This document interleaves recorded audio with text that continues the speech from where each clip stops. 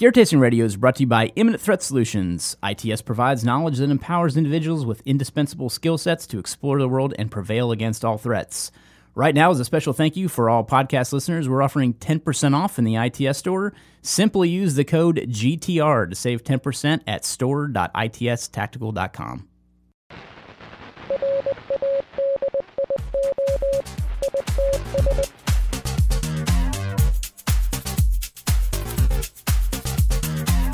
Welcome to Gear Tasting Radio, where we offer an in-depth look into the usage and philosophy behind the equipment in our lives. I am joined, as always, with Rob Henderson. Hello. And myself, Brian Black. I'm always here.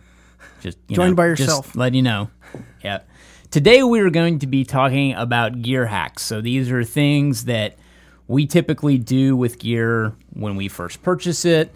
Maybe things that we've just kind of that have evolved over time on certain procedures that we usually take with gear. So that's kind of what we wanted to do with this episode. And Rob and I just started kind of bouncing ideas back and forth, and we both have lots of stuff that we Some do of it like is that. like neurotic type OCD type stuff. Well, they've come to the right place for that stuff. They should know that by now. Yeah. We're talking to Mr. OCD over here, so I do a lot of that stuff. I think that it all kind of evolved from, and actually, funny enough, I actually do less OCD stuff nowadays than I used to before I went into the military. So my gear fascination extends way far back. It's OG, like freaking 10 years old. But when I first started buying tactical gear, I guess I was buying I have an old Blackhawk 3-day pack. That was probably the first purchase that I ever made. And I think we did that on a gear tasting episode. You showed. I actually found the receipt from it or something like that, and it was like, God, it's like 98 or something like that. So more than 10 years. What year you were born? 88. Oh, okay. I thought my backpack was as old as you, but maybe not. Not quite. I was 10 when your backpack was probably made. I do still have it though, and that's a testament of good quality nylon gear too. So that's the other thing, old grandfather philosophy, buy cheap, buy twice. It really applies to a lot of things in life, especially with quality nylon gear. So that was back when Blackhawk was making stuff in the United States, which they stopped doing and started outsourcing all their stuff. But I think that backpack is built like a tank. I still use it. The shoulder straps are foam padded on the inside, and they've kind of worn out a little bit. How's that foam do 20 years later? Yeah. Other than that, I guess it's still holding up well. But when I first bought that, one thing I always did was I always trimmed and fused all the little loose ends. Yep. So, with nylon strings, you can hold a lighter up to them and it'll kind of fuse them and make them go away. And I used to do that religiously. And I continued that practice probably, after I got out and started ITS and all that stuff. So I probably kept doing that the first maybe year of ITS, and then obviously all the reviews started, and I started getting a bunch of stuff and all that. And I was like, I don't have time for this anymore. Just have to kind of trim as I see it. And well, it's also it's interesting that I was already doing that because that's kind of ingrained into you during the military. They call them Irish pennants or something. I don't know if that's PC to even say anymore. Probably not, but whatever. Apologies to any Irishmen. I apologize. Or women. They've been persecuted enough.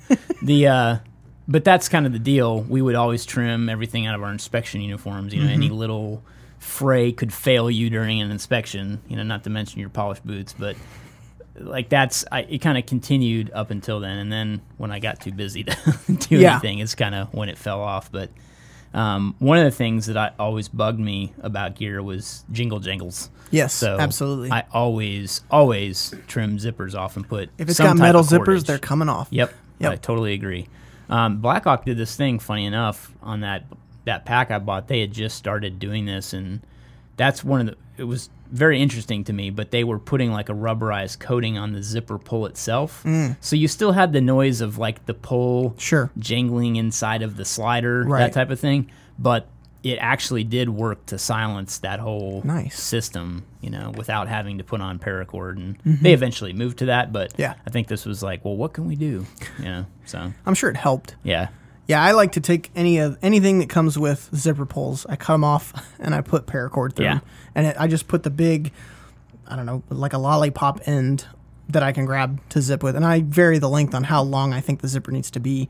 But like even on the GoRuck pack I bought, I cut their zipper pulls off and put my own on. And I know a lot of people love theirs with the shrink tubing and stuff, but Yeah, and that's we've actually written an article about that. Let's link to that in the episode. Like the DIY way to do that. Yeah. So you can either just do an overhand knot basically with the paracord end, or you can tie a lanyard knot, which is a little more extensive and takes a little more time, but it looks really cool when you're done. And it actually produces a kind of a larger area to pull from, so there is kind of some actual benefit in it besides looking cool. Yeah, other than looking cool. Side benefit. Yeah, side benefit. But and then you can use shrink wrap. So basically what Rob was saying with that is that you put that on before you tie the knot. So you have the two ends that come from, routing it through the slider of the zipper pull.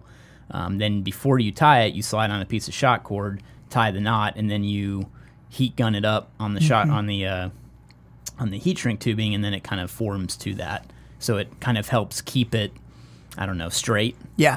So that you kind of always have an area to grab when you're looking to open zippers. So GoRuck uses that type of thing on all their packs. So. And I like it. The only problem I had with it is because of that straightness, they end up kind of sticking off. Yeah, and so sometimes they'll do that. It doesn't snag or anything. It's just a personal preference type thing. But Yep. if you got wet hands or anything, they're super great because the second you touch that shrink tubing, it's like rubber. Yep.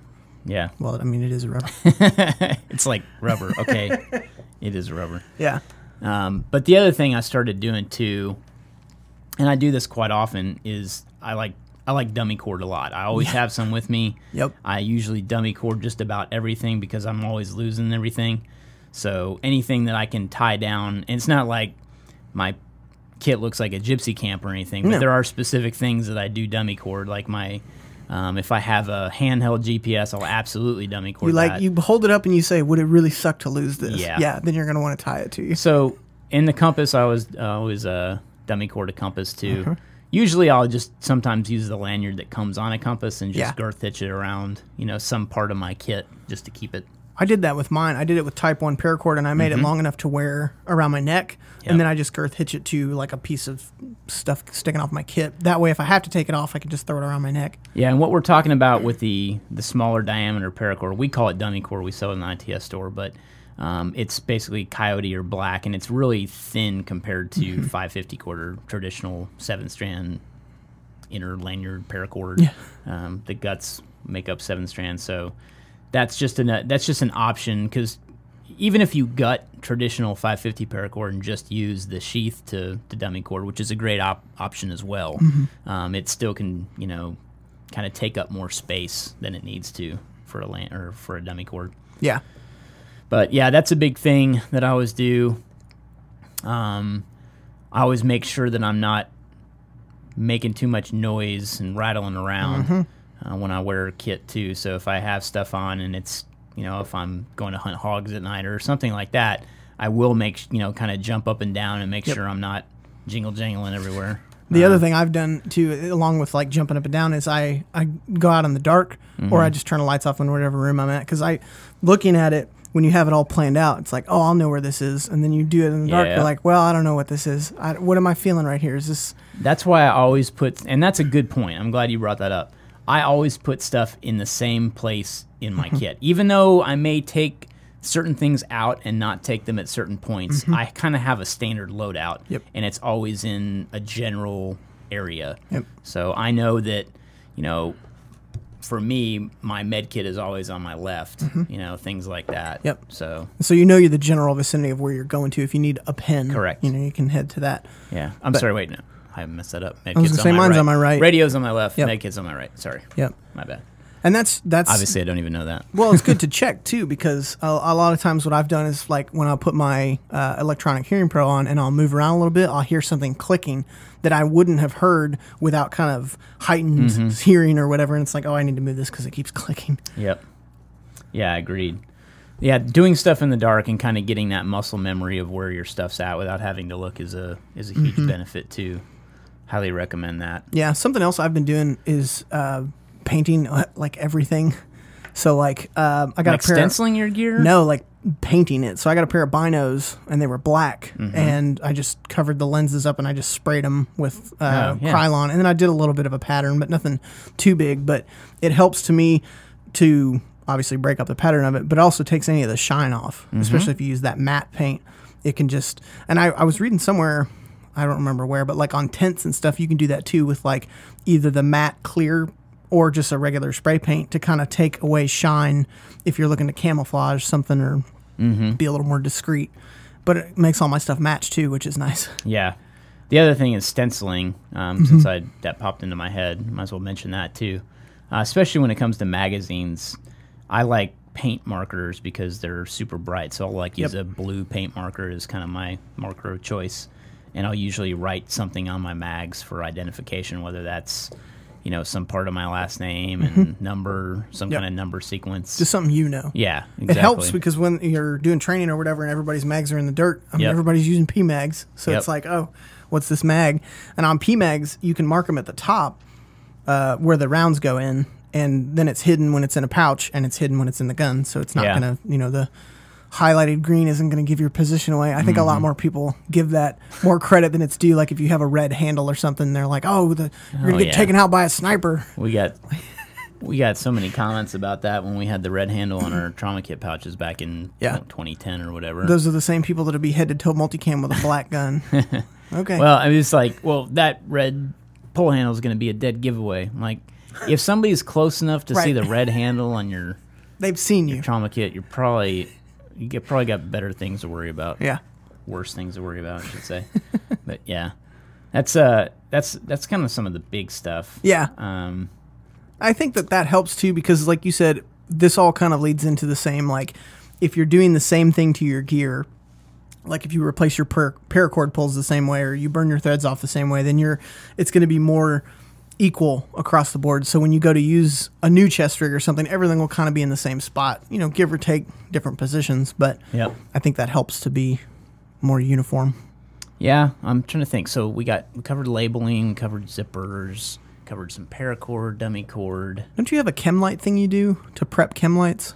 Yeah, actually I do. I think we've shown that on the Gear Chasing the video before. Yeah, you can. If you're going to be hanging multiple Chemlights, there's a way to prep them. So you can kind of open up the top of the package where the eyelet is on the Chemlight. Most good Chemlights have some kind of eyelet at the top, and you can take a rubber band and basically girth hitch it on the top so that it's ready to kind of girth hitch again. So basically, you take that rubber band, you wrap the Chemlight around a branch or something and feed it back through the open loop of the rubber band, and then that makes a girth hitch, and you can hang it easily. Nice. So you can prep them by just cracking open the packaging at the top, and then you just put it somewhere, grab the rest of the packaging, and pull it off of there, and then it's ready to use. That's a good idea. Crack it and use it. So I started doing that with cordage on the Chemlights because I needed to mark something with a Chemlight, and I had to take cordage out at the time. So now I've just prepped them with cordage, so you can just girth hitch to something if you have to. Well, that's what we always do when we're setting up a nav course or something. When we set out the stakes with at certain coordinates, we'll prep a bunch of Chemlights and then just walk out and hang them. Once it gets to be the time. So either that or they'll already be on there when we set the stakes. So it just depends on what kind of thing we're doing. Meaning at muster or something like that. If we're setting out a nav course. I'm trying to think of what else. Let's see. We talked about kind of pens and pencils in the last episode. Oh, people seem to love it. And thanks for all your feedback. Yeah, that's something I always have with me, for sure. And then let me think. Oh, there's another hack. The Nalgene with duct tape. That's kind of a gear hack. So instead of taking a whole roll of duct tape, which is ridiculous, you don't need a whole roll of duct tape. Amazing how many times I see that. I saw that at Mammoth this last year. And we saw it at the GoRuck thing. Yeah. Like people pulling huge rolls out. Bro, what are you going to use all that duct tape for? I mean, it's good to have some, don't get me wrong. Yeah. But you can just take, I don't know what, probably 6 to 10 feet or something and wrap it around an Nalgene and, then you always have it with you if you need it. And it doesn't make the Nalgene that much more noticeably large. Right. And then... That's like that multi-use stuff. That's always a good thing. Yep. I think we've talked about that a little bit too. Which is a gear hack. So if you think of one thing that can do two jobs, get that instead of like two different things. That helps keep it lighter. Yeah, we've always tried to build in kind of that versatility with things in our trauma kits too. So there's always there's multi-uses for each kind of item in there. And I love the pouches for those because I don't have to replace the zipper pulls because those are the zipper pulls that I use. So it's just like, have paracord. It's ready to go. Yeah. I don't have to worry about it. Nice. All right, we got a question? Yep. All right. So this is from Nick on the site. And he said, I was wondering what your take is about virtual private networks, VPNs. Are they worth it, and do you have a preference? So we were talking a little bit about that I'd